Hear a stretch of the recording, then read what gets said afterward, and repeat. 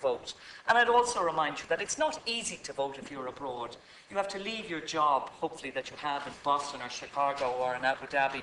You have to go and find the consulate or the embassy. You have to register yourself.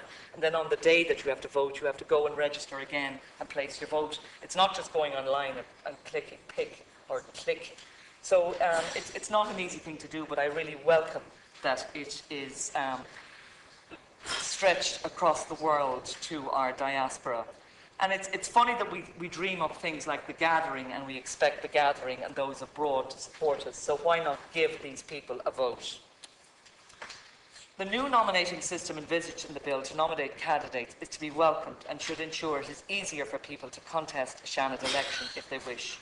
Thankfully, it would bring an end to the undemocratic situation that less than 2,000 people decide the outcome of the panel election, which amounts for 43 seats in this chamber. Also, the ending of the practice of nominating bodies for these panels is no bad thing in my mind. I have heard Senator Crown explain in media interviews earlier this week that to remove the Taoiseach's nominees or the university senators from the makeup of the Seanad would require a constitutional referendum. I can accept this point despite my reservations about both panels, as I know there is little public appetite for referendums, due largely to the huge cost associated with running them. Given that the electoral system is freer and less under the control of the political parties, it might not necessarily be a bad thing and may help to avoid legislative stalemates. And I jest it might make this reform bill easier to swallow for the political parties. Where I differ strongly from Senator Crowell is his proposals for the structure of the university seats. This bill, if passed, would see the creation of 3 universities panel, a Trinity panel, a National University of Ireland panel, and a panel for other higher institutions, each consisting of 2 seats. I would like to encourage Senator Crowell to explain his rationale why Trinity is afforded 2 seats when he speaks later. Trinity is one institution, so I need to hear why it deserves 2 seats, while the other universities and ITs are lumped into 2 panels. This bill is meant to be about reform and making this chamber more reflective of Irish society. We have to move away from historical hang-ups. And for me, the day of treating Trinity differently have come and gone. For instance, would it not be possible to have one 6-seat panel for all graduates? Or could we move DCU and UL graduates into Senator Crown's proposed Trinity panel? These are only meant to be alternative ideas, Senator Crown. As I've said at the outset, I strongly welcome and support this bill, and as I've discussed, I only have 1 or 2 amendments I would like to see introduced.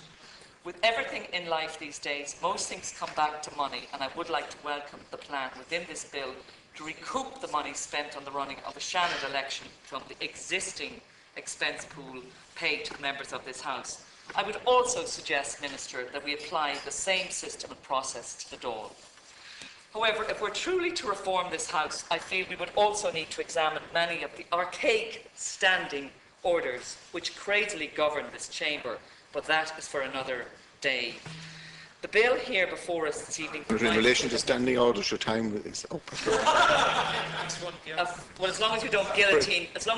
Sorry for interrupting you, but time is up, and we have a number of...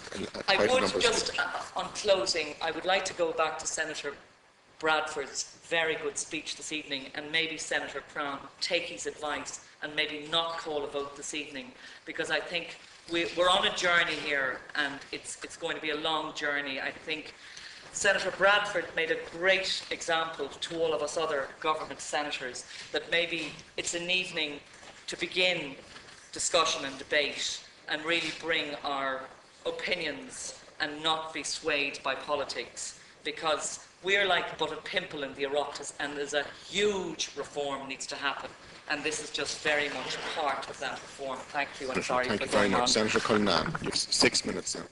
Lasco Hurley, first of all, welcome Minister to the House, and secondly, to commend Senator Crown for tabling this bill, which my party will support, despite the fact that we have some difficulties with some aspects of the bill.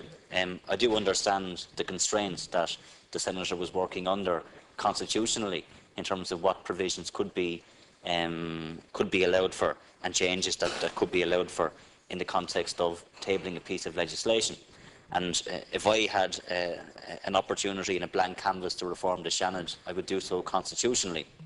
And I would have used the opportunity of the Constitutional Convention, which I believe is the best place, where we have citizens who have been appointed and selected independently by the state to look at a whole range of constitutional reform issues. And I think it is a source of deep regret that the Seanad was not one of those issues.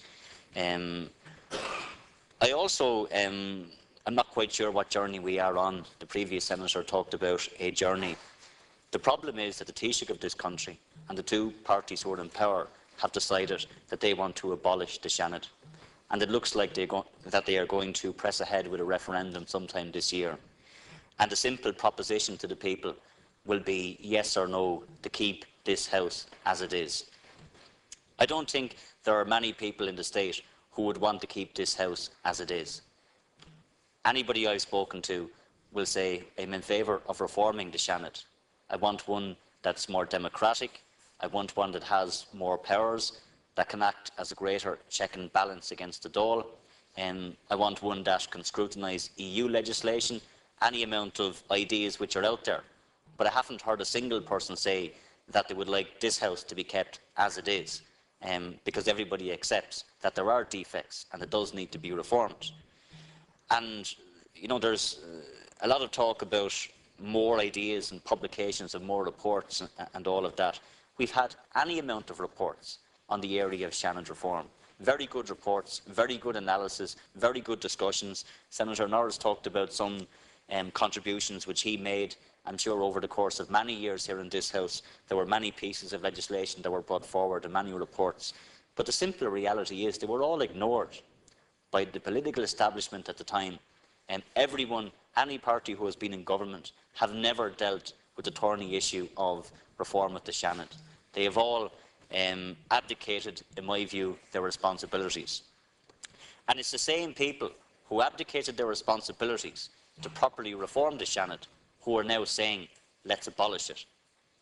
People who failed in their duties to put forward proper reforms, meaningful reforms and democratic reforms are now saying that the solution is abolition.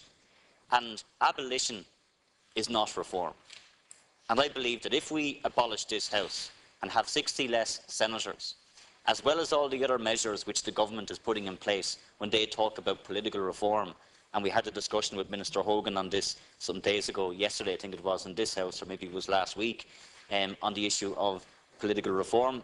Less councillors, less councils, less members in the Dáil, and abolish Seanad, all subtraction, less numbers, and no real dealing with the profound changes which are necessary in this country and in this state. Even before we looked at the issue of abolishing the Seanad or reducing the number of TDs, the simple reality is that in this state far too much power lies with the executive. And what is the real role of a backbench TD? When people say that, well, senators, don't do a hell of a lot of work, and what's the point in having senators just scrutinising legislation? And they often value the contributions of senators. Well, we don't do anything differently to a TD, where we scrutinise legislation. It comes through second stage, committee stage, report stage. We don't have powers in relation to finance, but we scrutinise legislation as well as TDs. And the point is that the real changes which need to be made are not being made. In a country where there is a democratic deficit, in a country where we need to deal with that, and deal with it in a sense where we've had an economic catastrophe, we've had profound social and economic change, we've had a lack of oversight, a lack of scrutiny, a lack of regulation in other sectors like the banking sector. And what does the government do? It doesn't deal with any of that. There hasn't been a single piece of legislation brought through the Dáil or the Oireachtas that deals with banking regulation and changing what happened there. Zero, zilch.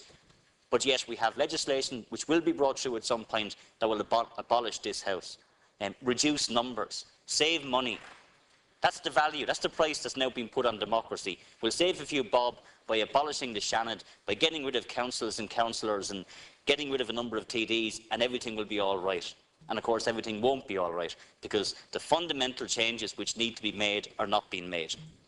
I also want to support, and I know that Senator O'Donnell was somebody who seems to be very much opposed to the idea of the Irish diaspora voting in elections, given her response to maybe some of the previous contributions. And that's, point of order. I she's don't entitled remember. to I don't remember articulating that. And that she's confusing grimaces or something. I don't remember articulating that. If I've taken her up wrong, I apologise. But I think it is a good idea in some elections. I don't know why you're referencing me, because I have never made a statement to that effect in this House. I can apologise to the Senator.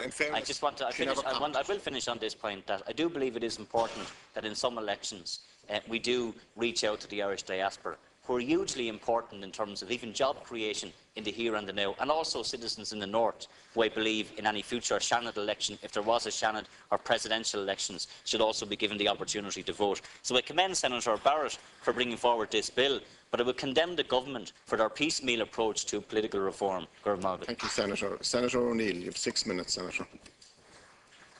Thank you, Lasco Hirlock. Minister, Senator Crown for opposing the bill and Senator Norris for seconding it. I'd like to acknowledge Senator Crown for bringing the bill before the House, because I think it is exciting that a senator would take the time out, and I congratulate the people who worked with him to bring any bill before the House. And we've had some excellent bills brought before this House in the history of the Senate. But unfortunately, I will not be able to support Senator Crown in relation to this bill here this evening. And if you just look at the definition of a Senate, if you could, and no disrespect to any members of this House when I read this out, it's an assembly or a council of citizens having the highest deliberative functions in government, especially a legislative assembly of a state or a nation. Now, many countries have an assembly named the Senate, composed of senators who may be elected, appointed, or have inherited a title, or gain membership by other methods, depending on the country. Modern senates typically serve as a chamber, and listen to this, of sober second thought, to consider legislation passed by the lower house. And the modern word Senate is derived from the Latin word senatus, which comes from senex, which means old man. Now, remember, that's no disrespect to the people of this House. Now, so the important thing is where I say sober second thought. And I think we've had some excellent debates in this House in relation to bills that we passed and spent lots of time legislating more than the lower House have done. And we've got some actually good, excellent amendments through in this House for the ministers listening. Now, this bill is here, okay, we have the thing where we are going to have a referendum to abolish this Shannon. I think if there was anything in relation to the body politic in this country, if you put a referendum to get rid of the body politic, it would be gone. Whether it's local councils, whether it's the Dáil itself, because politics hasn't got a good name in this country. And that is, I suppose, politicians' own fault over the years in relation to the way politics was used. Brian? No, I'm coming to that, Shares. Sorry. Please. And I mean, I think, and I agree with Senator Crown in relation to the fact that I don't think the Senate should be blamed in relation to what happened as used as a fall guy in relation to trying to make politics look fair again. But I still cannot support this bill here this evening because, and I would ask Senator Crown to consider sections of the bill. Section 5, where he deals with the universities, and I think other people have dealt with this, in relation to the election of 6 senators, when others, instead of 3 senators, we're going to have 2 senators from different. Now, Central Statistics Office says there's 739,992 people with a 3rd level degree or higher in this country. So in other words, 739,000 people, approximately 740,000 people, will be electing 6 people to this House. So then, in other words, what will happen is, and I think also part of the bill is that if you vote, is this true? If you vote in the university panel, you cannot vote on the other panel. Is that true? On the point of information, you have the option to either vote in the university panel or in any other panel. Sorry? You have the option, if you are a graduate, to vote in your relevant university panel or to vote in one of the other vocational panels, but you cannot vote in 2. Yeah, okay, right. Now, I think that this is a flaw with in relation to then, if approximately 740,000 people vote in the university panel, they cannot then vote on the other panels. I think you're creating an elitism there then. In other words, people will say, no, you are maybe creating elitism. In other words, the 6 senators are elected by the university graduates, the rest of you in the House are elected by, we say, the ordinary people. I think you're creating elitism. Well, no, I think you are people who say that you're creating elitism. Please. It's section 6 of the bill where you have to get a nomination, and I think Senator Crown is criticising the party system and the party whip. You cannot always criticise the party whip. The party whip is in politics to make sure that legislation is passed. And okay, you might say some legislation is flawed or guillotined, but you must remember that if we had a House here with 60 independents, what would happen? What would happen? What would happen? There has to be a party whip, please. And I think the situation where you say 1,000 people letters, for me now, if I wanted to run for under this new form of Senate, if I wanted to run, I have to get 1,000 people to send a letter in to my local returning officer. Okay, I can walk around the streets of Kilkenny, I can walk around the town hall in Kilkenny and hand out and ask people to do that. But will the people of Donegal who may have a vote on the agricultural panel know who Pat O'Neill is, which I ran the agricultural panel in the council, where the councillors did know who I was because I had met them over the years. So in other words, it's going to become a local election again. It's not a local thing in relation to, you're going to support the person from Kilkenny, somebody else is going to support the person from Donegal, somebody else is going to support. So I think that part of the legislation is flawed. In other words, you have to register to vote. And he said that people nominate and people elect. I cannot agree with the situation where you have to register to vote on a panel. So suddenly if I arrive in the polling booth and what happens? I get my general election, my Dáil for the Dáil. Then I have to say to the returning officer, I think I'll vote in the agricultural panel today. So, no, that doesn't work. Because what happens? How does that work in relation to? Suddenly, if there is one person from Dublin or Offaly running, then all people of Offaly will vote for the person on that agricultural panel because they're from Offaly. It's not going to be a true election. I think that, I agree with sentiments in relation to reform of this House. But, I would ask you we've had a debate on it, I would ask you not to push this to a vote, and as Senator Bradford asked you. And I ask you to reflect on those words I said, have a sober second thought, and not put this to a vote in this House tonight. Because I think that we, in relation to reform of the Seanad, or abolition of the Seanad, can benefit by having more debates on this subject. But if it's pushed to a vote here tonight, it may limit our opportunity to do that in the future. Thank you, Senator O'Neill. Thank you. Yes. Senator Barrett, thank you. You have 6 minutes, Senator. Thank you very much, Lascar Hirlich. Could I say that in the year and 9 months I've been here, I've met nobody whom I would wish to exclude from the Oireachtas. Therefore, I can't understand the mentality of a Taoiseach and a Taoiseach who wish to get rid of all 60 people in this room. They really don't know what's going on, I think. If you look at the order paper, you'll see about 2/3 of the items were put down by the members of the Senate and only 1/3 by the government. We need more scrutiny, more checks and balances, particularly given what happened to this country between 2008 and 2010. It wasn't senators or indeed Dáil backbenchers, as we were talking about yesterday when 8 Dáil backbenchers were abolished. It was the permanent government and the civil service. I've never seen a government so under the thumb of the civil service as this one is. And it's not called the bankers to account, it's not called the bank regulators to account, it's blaming the Senate for the 64 billion that walked out of government buildings. There wasn't a senator within miles of when that transaction took place, and it's time the government came and explained what happened and took measures to deal with it. The added problem, as the Chief Justice told us over the weekend, there's now a 4-year waiting list to have legislation scrutinised by the Supreme Court. We've put down over 300 amendments and accepted by the Minister on personal insolvency. I think we're at number 65 in relation to the taxi bill. That's what we do every day. And we're doing the Irish economy and the Irish society a huge benefit by painstakingly going through bills and spotting the errors, because nobody has a monopoly on wisdom. Least of all a government with a 40-seat Dáil majority, so heavily dominated by the executive and controlled by the permanent government. That we need checks and balances. We need to bring in the expertise that is in this House. I learn something every day from the people who are here. I can't imagine how the Taoiseach and Taoiseach feel that any one person here is expendable to be removed. I think it's appalling that the Taoiseach and Taoiseach should actually go to the people seeking to abolish an arm of government whose job it is to assess how the Taoiseach and Taoiseach are performing. We're there to scrutinise them, provide checks and balances.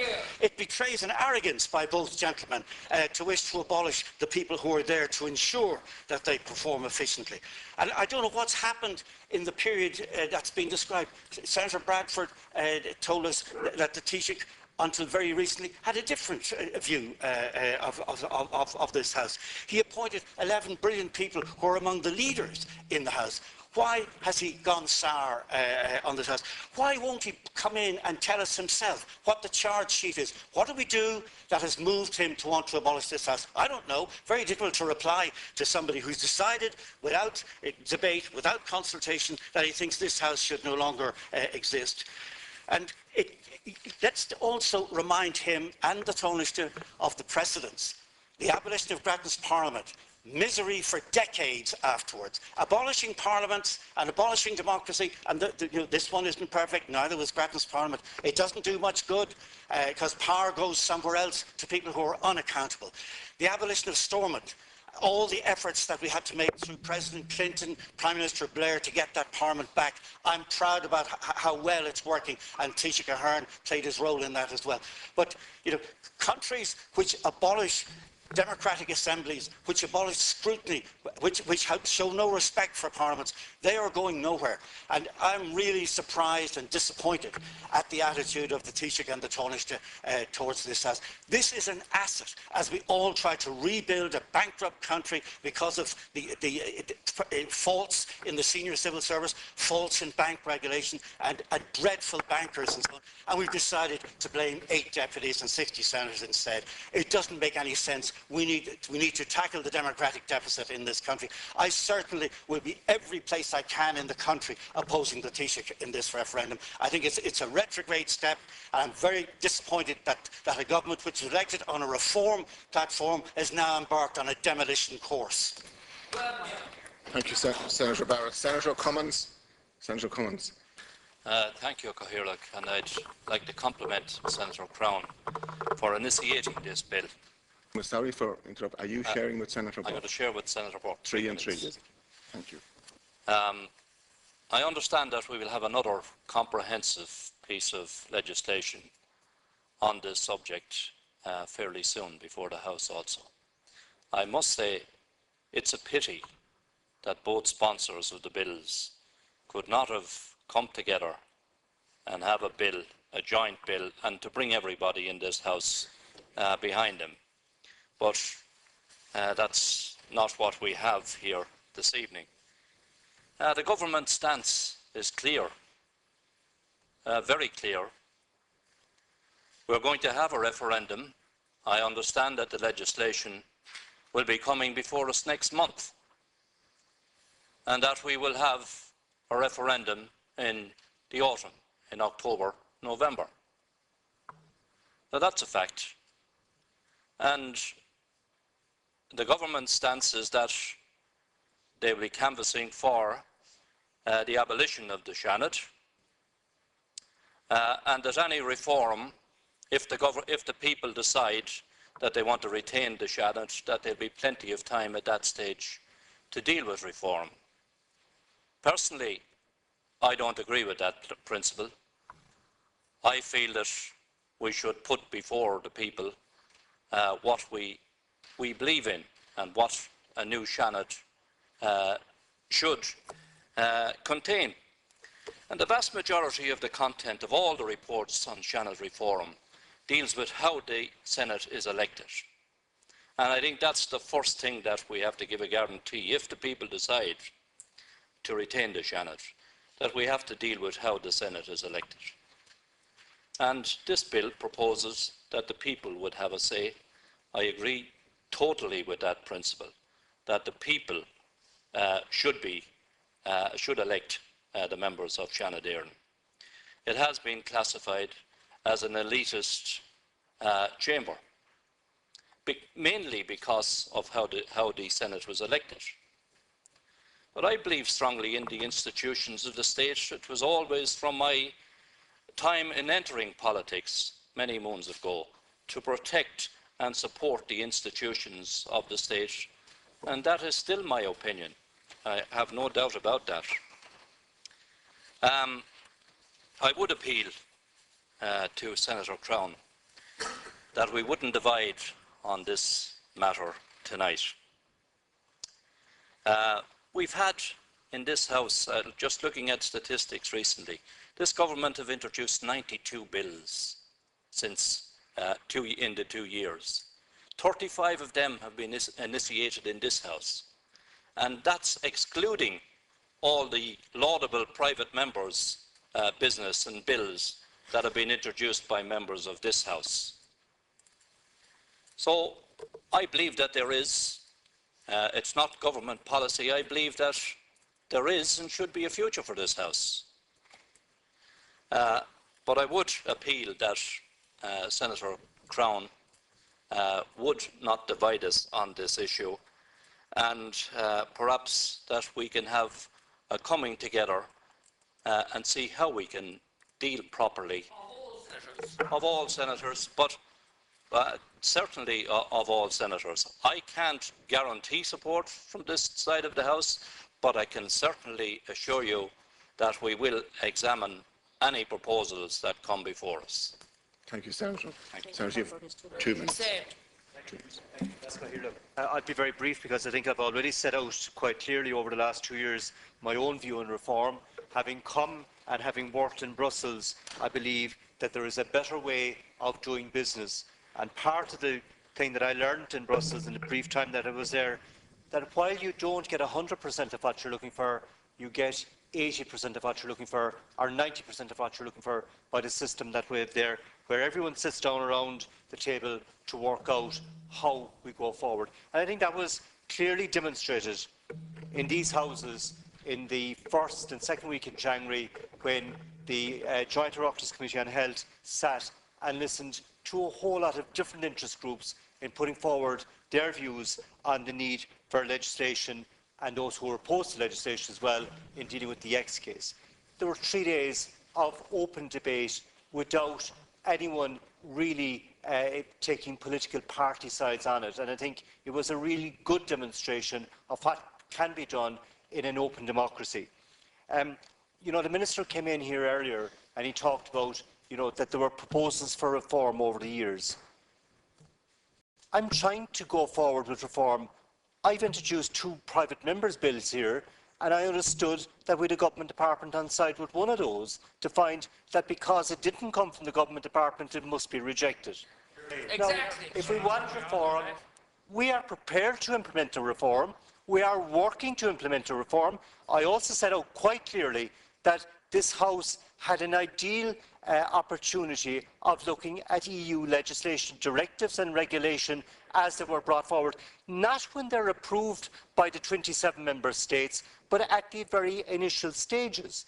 The European Commission sets out in November what its programme is for the following 12 months. And what do? We leave it all go unchecked and uncommented on, so that then when it does come into place 4 or 5 years later, we'll say we never have heard of that before. We can use this House to deal with the changes that have occurred in the structure of government in this country over the last 30, 40 years when we became members of the European Union. We are not using it, and I think it's time we start using this House to be the checks and the balances for legislation that is coming in from European level. Let's implement the reform that's needed, and we can do it over the next 12 months and the next 2 years. Thank you, Senator Burke. Senator McSharry. With permission now, I'd like to share with Senators O'Murricu and Walsh. Senator O'Murricu and Walsh, right, you have 2 minutes, 2 minutes each. Okay, thanks very much.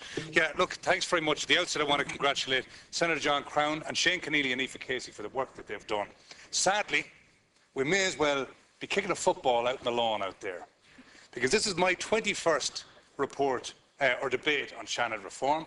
It's 11 years since I wrote my first submission, sure Senators Norris and Quinn can go back even further with that in terms of their contributions. The problem with the Senate has never been the senators. I have never known one, neither current, former, alive or dead, who wasn't an avid enthusiast, not just of reform, of radical reform. Of radical reform. So, you know, we get frustrated in here sometimes when we feel people are not listening to us. That is true. You can see the press gallery there today. On this issue, let me guarantee you, nobody is listening to anything we are saying today, despite the best efforts of Shane, of Aoife, of Senator Crown and of others. The problem with the Senate and its reform has always been the hierarchy, let me say it, of Fianna Fáil, the hierarchy of Fine Gael and the hierarchy of Labour, who have abused this House as nothing else but a vehicle for the also-rans or the breaking ground for new talent. Now, as a political member of this House, I've always taken my responsibilities serious. As in terms of what qualifies me to be on the industrial panel, probably more than most, as a former CEO in the Chamber of Commerce movement and as somebody who's set up businesses over the years. So I'm qualified in terms of being able to do that. But the problem in here is not what Maurice Cummins thinks or what I think, or frankly what Minister Jan O'Sullivan thinks. It's the leadership of the day that determine the usefulness of this House, or indeed the uselessness of this House. Taoiseach Kenny, and I'm just handing over, Taoiseach Kenny and Francis Fitzgerald will someday admit it.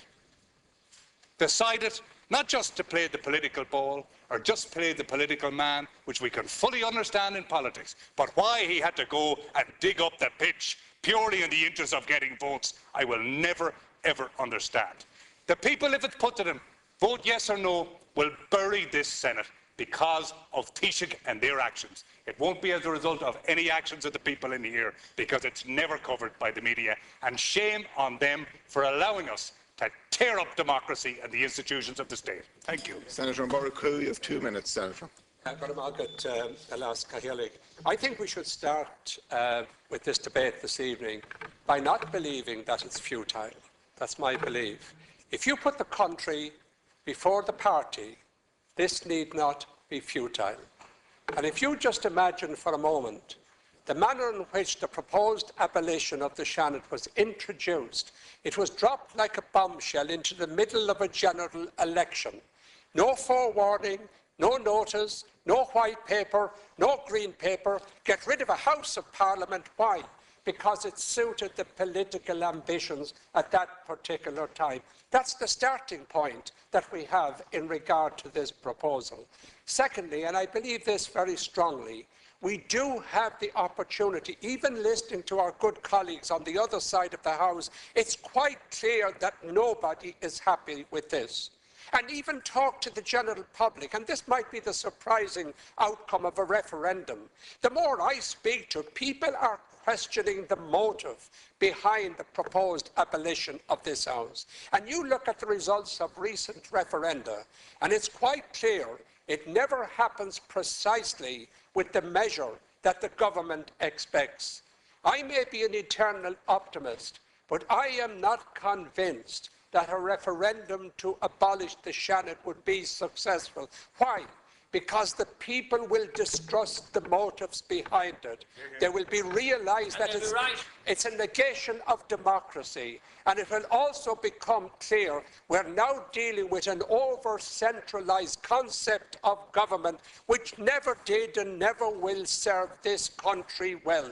I only hope that somebody gets a look at this debate subsequently in the halls of power and realise this may not be as straightforward as they think at the present time.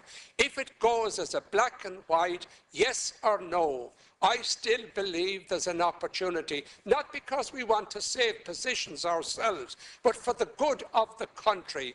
I believe there's a good possibility if all the party members consider this in the manner in which it's been presented to you. And I certainly hope, and thank you, Alaska Hirlich, that we do not lose this opportunity in the midst of a recession, in the midst of challenge. I hope we don't lose the opportunity to do do what is right for once for the country, not for the party, not for power, not for personal ambition, but do it for the ordinary people on the ground. And for that reason, we owe Senator Crown a debt of gratitude. He came in here, he made a major contribution to this House. He doesn't have to be here. He's doing it, and now he sees the potential. For heaven's sake, don't lose this opportunity to be independent-minded and do what is correct. Senator Walsh, you have 63 seconds.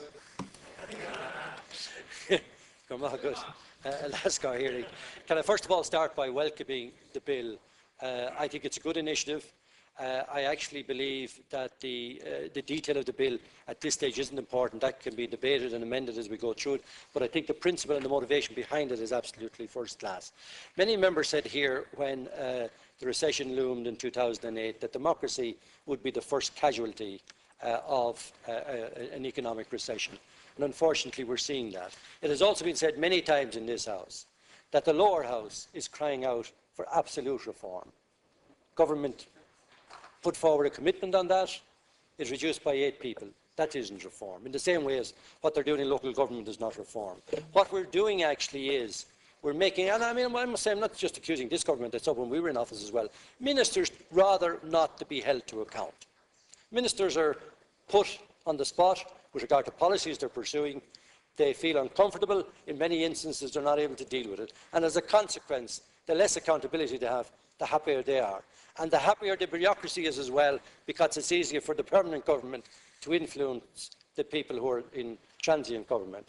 Can I just say that if you look at the control that's exerted in the lower house, the order of business, the rigid application of the whip, means effectively that if you didn't have anything like the numbers there, just leave it to the government and maybe a handful of people, you'd get the same results and the same outputs as you actually get from the Dáil. And when you look at the actual government at the moment, if you talk to senators, TDs, or ministers of state, they will readily admit they have no power and no influence, very little over any particular areas. Cabinet members are now saying it because a small elite 4, 3 teachers and a former trade union official are now our economic council. And decisions which are constitutionally taken by government are taken by them. Thank you, Senator. Can I just finish by saying I'm genuinely concerned at the tendency and the drift towards totalitarianism in our state. And I don't say that lightly. And I really think there's a need to have it arrested. Many people out there are actually speaking about it. We've seen guillotines here and guillotines in the lower house. Major row in the Dáil yesterday. All because legislation is being guillotined and there isn't opportunity to have the democratic voice heard. I would hope that when we get into the real debate on a referendum on this issue, people will be persuaded that the security of the state going forward is in fact a pivotal consideration in the decision that they're about to make. Senator Crown, you have 4 minutes. Thank you, Laskir. I'd like to thank all of my colleagues who have been so fulsome in their praise for the bill and also for sharing the credit with Shane Keneally, Aoife Casey and the rest of the team. You know, when the Taoiseach came in here some months ago for the first time and the issue of the future of the Seanad arose, I remember thinking that he had the demeanour of a vegetarian butcher coming up to Christmas. He was basically saying, I won't eat you, but you know, I have to look after, if the others want to eat you, I have to serve you up. And sometimes in looking at my colleagues here, I think we look like a bunch of turkeys who aren't exactly voting for Christmas, that are perhaps hoping that Christmas will be hijacked by Buddhists and become a vegetarian feast. I mean, the reality is, when Minister Hogan came in today, and with great respect to him, that was the most irrelevant and dismissive argument I have ever heard. Not one of the arguments was actually addressed. He actually went as far as to say, I won't do any forensic dissection. He didn't know dissection. There was no analysis of it whatsoever. Not one of the charges was countered. And in fact, what we are doing, and I'm going to come back to this in a moment, I'm not here because I'm trying to save the Seanad. I'm here because I want, number one, to reform the entire process of Parliament, and this is one wedge into doing it. And number two, because I want the people in the referendum to have choice. On this issue, I am pro-choice. I was very surprised to see that so many people were not pro-choice on this issue. one or two small specific points, it's very hard for me to escape the conclusion that the enthusiasm with which the Taoiseach, and what a week he's had. He's been compared to Robert Mugabe and Harriet all in 1 week, and he's a good man. But it's very hard for me to escape. I think Senator Crown should stick to his bill. It's very hard for me to escape.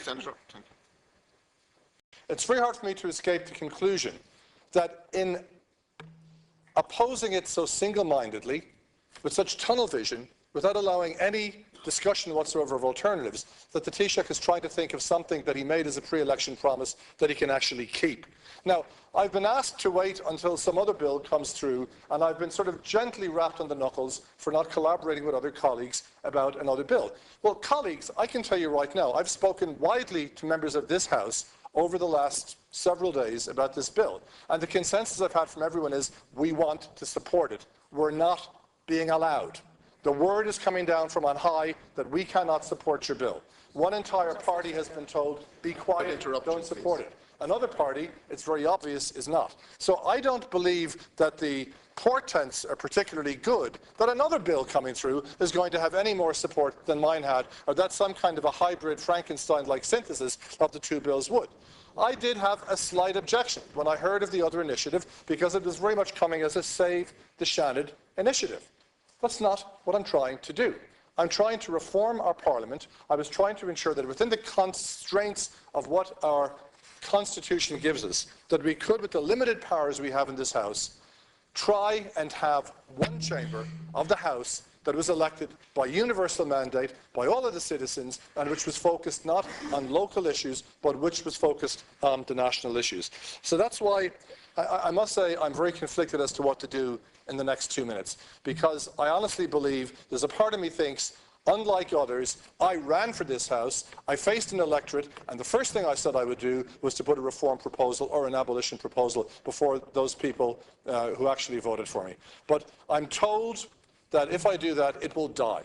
We just can't get it any further today, that there are people here who would like to support it and who might, given the opportunity to work the room, to do the backroom deals, be able to change it. So I will grudgingly not be pushing for a vote for this bill tonight.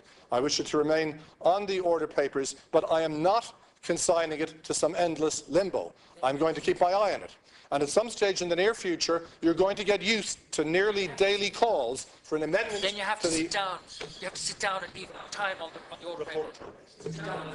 Sit down. Sit down. You have 1 minute remaining, Senator, so that concludes the debate on the bill. When is it, ask the Leader, when is it proposed to sit again? Thank you for letting the debate continue. You're not the Leader. Good morning. 10:30 tomorrow morning. The House stands adjourned till 10:30 tomorrow morning.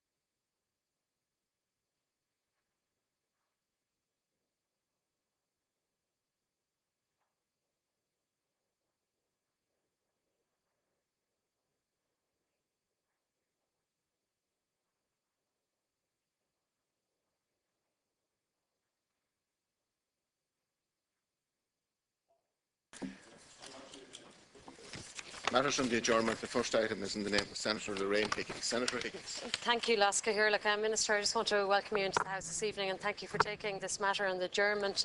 With regard to my request that you clarify the legal position on planning conditions, which are otherwise known as annulment clauses, which are imposed by some local authorities and have the effect of restricting the sale of a dwelling house for a period of time.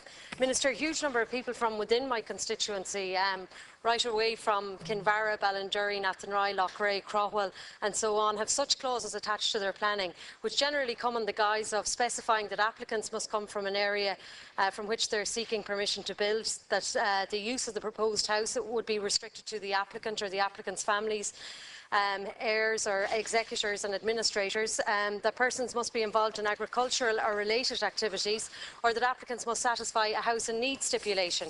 And very often these annulment clauses can last for a period of 7 and sometimes 10 years.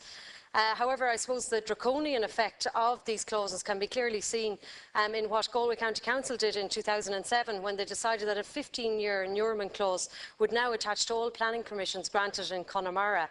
And while I do accept that the purpose of the annulment clauses is to enable the planning authority to grant permission for residential developments in controlled areas, these clauses are in effect controlling who the property owner may sell a property to. And in the circumstances, we must acknowledge that this is essentially a discriminatory practice. Annulment clauses do appear to be in breach of the right to property as outlined in Chapter 2 of the Charter of Fundamental Rights of the European Union, and also in breach of the free movement of people and other relevant EU legal measures. And we must be very careful, I think, as a state about breaching people's rights, and in particular their constitutional rights, which this would fall within. And Minister, I now feel that it is essential that we implement practical national measures so that citizens can rely on them, and which will enable them to enjoy the full benefit of their property rights. And with that in mind, there must now be some flexibility with regard to these clauses. We must be mindful that these are definitely most different times to those during the boom when these clauses were first introduced. People have now become unemployed and need to move house to follow employment opportunities. Some people are now in negative equity and they're seeking to limit their losses. But at best, these people are prevented from selling their houses to the wider marketplaces. But at worst, these clauses are preventing people from moving on with their lives. And in all the circumstances that I've mentioned here tonight, I think it is a very, very important issue. And I would appreciate a response on it in relation to what plans that you might have going forward to address, the anomalies and legal anomalies that exist in this regard. Thank you. Thank you. Minister, thanks. Thank you, and I'd like to thank Senator Higgins for raising this issue. The Sustainable Rural Housing Guidelines for Planning Authorities, which were published in April 2005, are designed to achieve a balance between a good planning framework for rural housing and the local housing needs of those who are part of or have links to local rural communities. The guidelines elaborate and consolidate the approach on rural housing in the National Spatial Strategy 2002 to 2020, which inter alia promotes sustainable rural settlement as a key component of delivering more balanced regional development.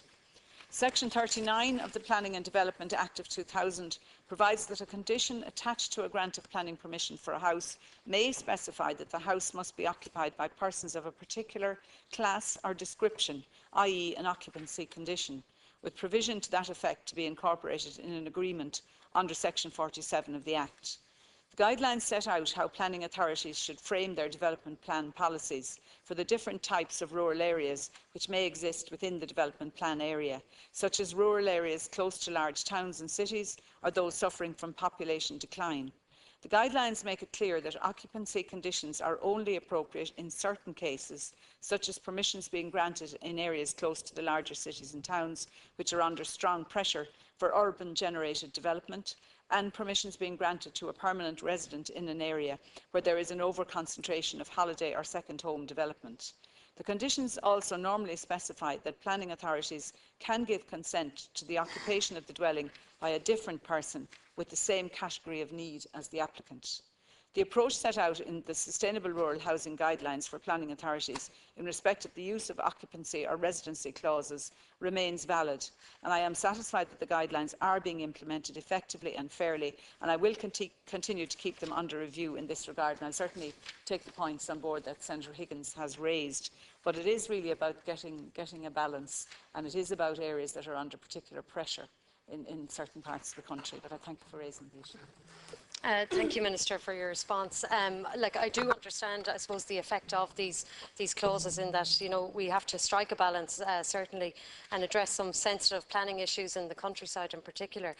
But I suppose there's an overriding concern, and that's why I brought this matter before the House this evening. And I feel it is a very, very serious concern in that there is quite clearly a breach of people's property rights, which is an inalienable right, and I would appreciate, I think, if some further research may be done on this, because as I specified in my speech, there is a huge difficulty where people now have lost their employment and want to seek employment opportunities elsewhere, but are prohibited from selling their property as a consequence of one of these inurement clauses being in effect from 7, 10 or 15-year period, and that certainly limits the market. And again, as I mentioned, there are people who are in a lot of distress with their mortgages.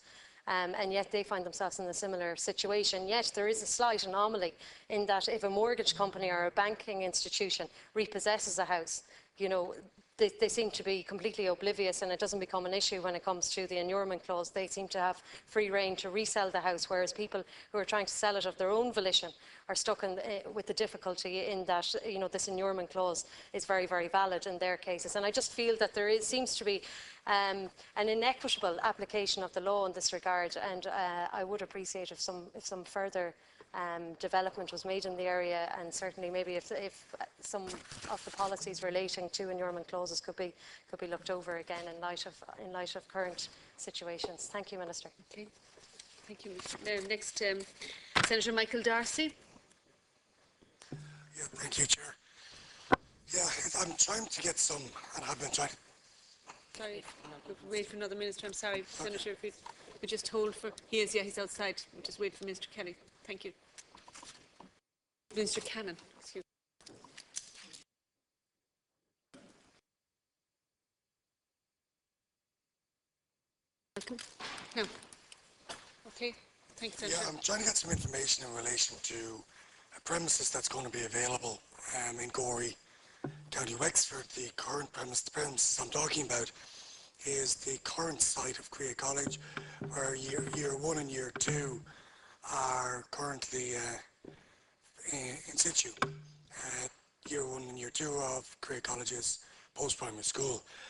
This premises was built as a temporary accommodation, 16 classrooms, on the basis that it can be fixed into a primary classroom, primary school, when Creagh College relocates to the building, the premises that is currently under construction under the PPP bundle in 15 months. And the Department of Education seemed to be operating on the basis of the Politburo from the old USSR, and that they give nobody any information and everything is on a need-to-know basis. But as I've said, the premises will become vacant 15 months. I want to know what the Department of Education's plans are for the building, which school they intend to place into that building when it becomes vacant. Taking this adjournment on behalf of my colleague Rory Quinn, TD, the Minister for Education and Skills, and I want to thank Senator for raising the matter, as it provides me with the opportunity to clarify the position in relation to the future use of the school building, which is currently used to accommodate the newly established post-primary school in Gorey, pending the provision of permanent accommodation for the school. The Senator may find it helpful if I set out the context within which decisions relating to meeting the demographic challenge facing the education system in the coming years are made. The total enrolment in both primary and post-primary schools is expected to grow by almost 70,000 pupils by 2018, over 45,000 at primary level and 25,000 at post-primary level. And that number will continue to grow up to at least 2024 at post-primary level. And given such substantial and indeed welcome population growth, we will have a much increased enrolment at all levels of education, which is expected to continue in the medium term.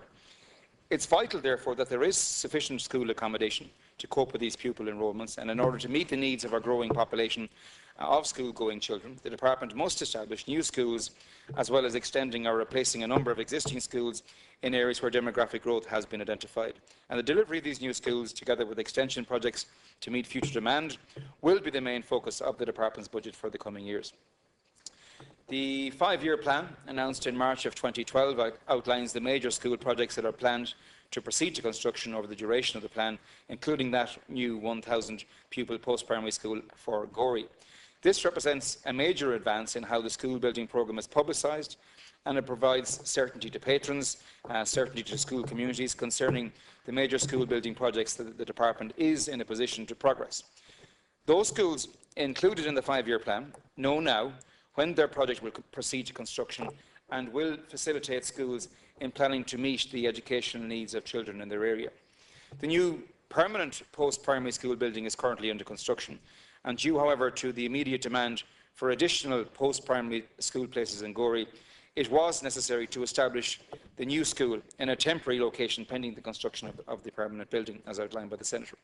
The new school opened in September 2011, providing accommodation for up to 300 pupils, and the design of the building lends itself for conversion to a permanent primary school in future if required, and in addition, the specialist accommodation, which is of a temporary nature, could potentially be relocated to another post-primary school facility if required. The most recent projections produced by the Department of Education and Skills in respect of the Gorey area are forecasting an increase in the projected demand at primary level in the coming years. A decision on the future use of the building currently occupied by the temporary post-primary school will be taken when the school is completed, and will be considered in the context of how best to meet the future educational demands in the area concerned. And once again, I want to thank the Senator for allowing me the opportunity to outline the position. Thank you very much, Minister. Senator Darcy, do you have a supplementary? The Politburo is alive and well, and I'm not saying this in any way against you, Minister, but you're a minister in that department, and that's a farcical answer. You should not come in here with an answer of that nature. The entire script on one page addresses one line in relation to the question that I asked.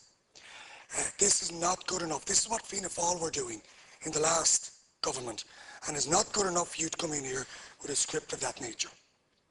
And I don't say that lightly to you. I know you to be a good, honourable, decent person, but that's a joke.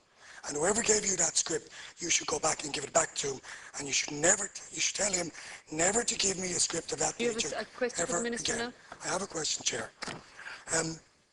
The one line that refers to the question that I asked says, the design lends itself for conversion to a permanent building.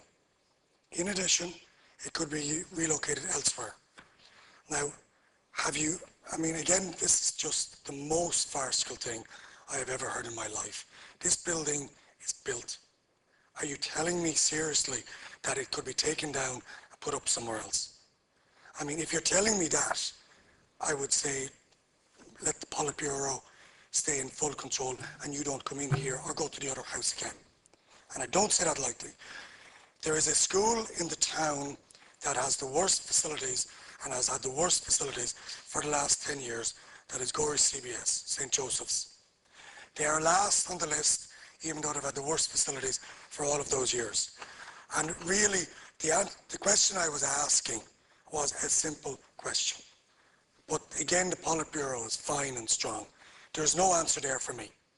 I would ask you, Minister, to go back to your department and get me an answer. Are they going to intend relocating Gorey St. Joseph CBS to this building, or are they going to knock it down and build it somewhere else, which seems to be what that's suggesting.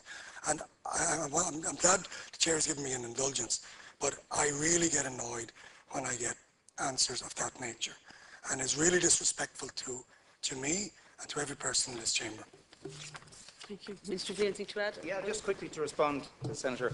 The Senator asked for the situation as it pertains at the moment. That is the situation. There has been no decision made as to the future use of that building. When the decision is made, I'm sure both he and the local community will be made aware of what the decision is. The department is more than aware. Sorry, Chair, I just want to make a point to the Minister. Let the Minister. Yeah, I think it's important. No, please, Sorry, let the Minister. I have to make a point to the Chair. The bottom line here is that the Board of Management have asked the Department of Education on numerous occasions, and they're getting no response. The response is there is no response. And I'm requesting a response. And will the Minister give you the response? The response is there's no decision. And when the decision becomes available, both the Board of Management, I assume, and the Senator, and indeed other local representatives will be made aware of what that decision is. And there is a possibility that the school building, as I said in the reply, may remain in place and remain in place to serve another cohort of pupils in the area. There is also another possibility it could be relocated to another part of the country. In fact, a school building not unlike this from Laytown in County Meath, which was experiencing similar exponential population growth, is now has been moved to a location in another part